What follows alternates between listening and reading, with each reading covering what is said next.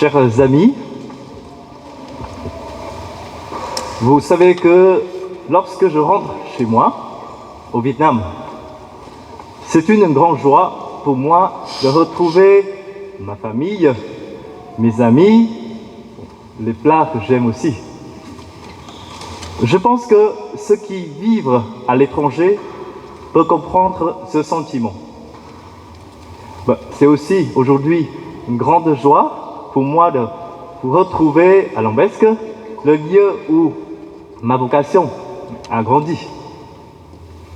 Je pense que le Christ, dans cet évangile, reste la même chose en rentrant à Nazareth. Il est comme une star très connue, ayant accompli de nombreux miracles et donné des enseignements. Mais il n'est pas bien accueilli par les habitants de Nazareth. Le pauvre, le Christ. Mais quand il rentre dans son village, que reçoit-il? Les gens disent: d'où cela lui vient-il? N'est-il pas le charpentier, le fils de Marie, le frère de Jacques, de José, de Jude et de Simon? Pourquoi le Christ a-t-il dû subir un accueil aussi injuste? Pourquoi les gens de son village ont-ils réagi ainsi? Pour moi, c'est à cause de leurs préjugés. C'est un jugement sur quelqu'un formé à l'avance.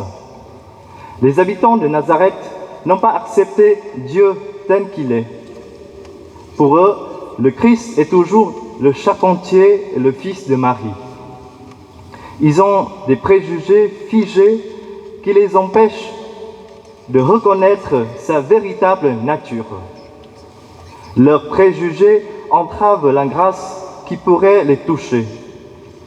Ils ont une fausse idée du Christ. Pour eux, le Sauveur devrait être le leader politique exceptionnel ou un général talentueux capable de construire son peuple à la domination mondiale. Lorsqu'ils réalisent que Jésus ne correspond pas à leur idée fréquente du Messie, ils le rejettent.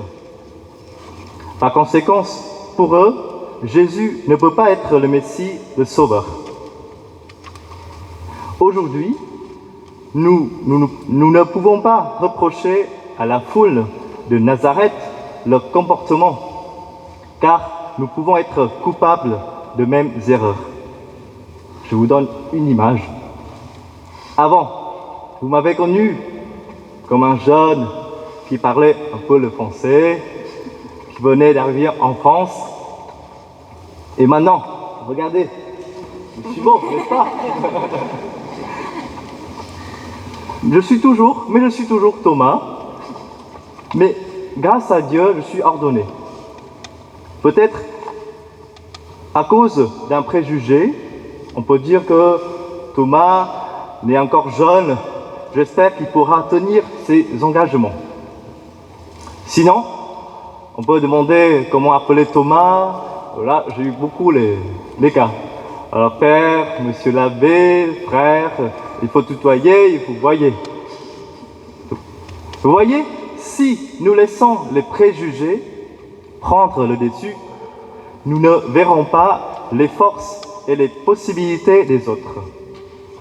Si nous jugeons les paroles ou les actions des autres uniquement en fonction de leur qualification ou de leur carrière,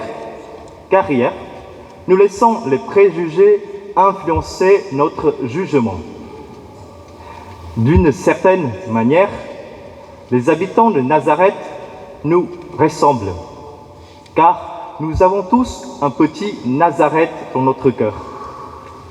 Malgré notre connaissance de Jésus depuis longtemps, nous sommes habitués à une certaine familiarité avec lui. Son image est dans nos maisons.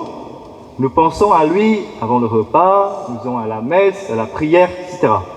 Mais parfois, nous avons du mal à accepter Dieu comme notre Sauveur, celui qui nous aime est un Dieu de miséricorde. Que le Seigneur nous aide à nous délivrer de nos préjugés. Apprends-nous à reconnaître les dons de la grâce de Dieu chez tous ceux qui l'invoquent. Que le Seigneur rassemble son peuple dispersé sous la seule autorité de son Fils, afin que le monde le connaisse. Lui, le seul vrai Dieu, et celui qu'il a envoyé, Jésus-Christ. Qu'aucun préjugé négatif ne nous empêche de nous rapprocher de ceux vers lesquels tu nous envoies. Au nom de Jésus. Amen.